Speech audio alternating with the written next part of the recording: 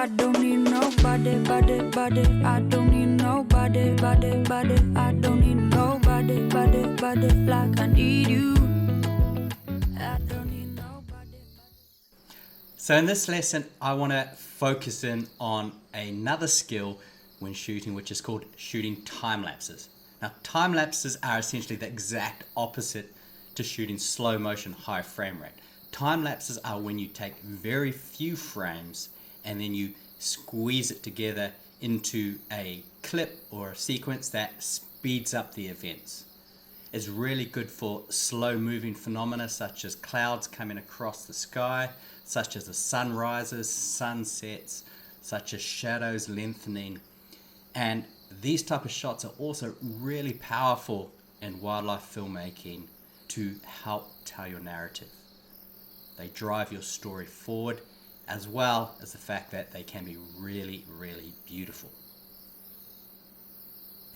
Personally, I like to collect all my video footage on a standard video camera. The reasons are that I like the hard buttons and the access to those buttons really quickly. I like the fact that they have built-in ND filters. I like the fact that I can understand and know the specifications very quickly and determine whether or not it is broadcast standard.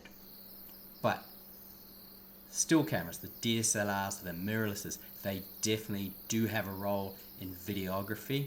And one of the times when you want to move from a standard video camera across to a stills camera is in time-lapse videography. The reason for this is all about image size and the number of pixels still cameras put on their sensors compared to even good video cameras. If you look at the number of pixels on even average standard still cameras, you're talking 10 to 20 megapixels. That's 10 to 20 million pixels on their sensor. Compare this to even a high quality, good 4K sensor on a video camera, and a 4K sensor only has around 8 million pixels on it. So the image size that you can get with the still camera is vastly bigger than the image size with the video camera. And this gives you a heck of a lot of options when it comes to the post-production of your time lapse. And those options are numerous. You include things like being able to zoom in during your shot, zoom out during your time lapse, pan from left to right, tilt from down to up, to even crop in and reframe your time lapse. Do all of this, yet still be able to export your time lapse at a resolution such as 4K or HD easily. You do need some specialized equipment if you want to shoot these time lapses that look really epic. The first one being is a decent quality stills camera, be it DSLR or be it mirrorless. You also want a good tripod because you really do want that image to be stable and not have any shake over the hours, particularly if wind comes up or other types of distractions come up that can upset your camera. The third thing is probably the most important, and that is you want an intervalometer. This allows your camera to take regular photos that you set up without you having to go up and potentially disturb the camera by tapping away on the trigger button. If you are a photographer, you probably understand the settings that go into a DSLR or a mirrorless camera. And it is really important to be successful in time-lapse videography that you understand these settings and that you ensure your camera is set up correctly before starting the time-lapse. As a basic rule of thumb, you want to either work on Aperture Priority or on full manual mode. If you think the light's not going to change over the course of your time-lapse, then go for manual. If you think it is going to change, such as filming a sunset or having a storm come over you, then you want to set at Aperture Priority. Within Aperture Priority or manual mode, you will have to decide on the settings for your aperture, your f-stop, your shutter speed, your ISO on a case-by-case basis, depending on what you are shooting. What I will do is I'll put down in the course notes a step-by-step guide on those settings and how to choose them based on what scene you are trying to film. The biggest question on settings that I'm asked is, what is the interval between individual frames that I need to set to capture what I want? And the answer is, it depends.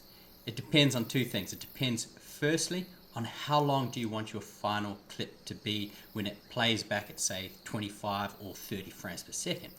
The second thing is, how long do you want to have your camera set up filming to capture the motion, to capture the scene that you want to illustrate? Personally, I find the easiest way to get the answer to this is to go online to find a time-lapse calculator, put in my numbers, and it spits out the interval that I want to shoot at. If you do want to get the equation and go through the equation, I'll put it up here and it'll also be down in the course notes.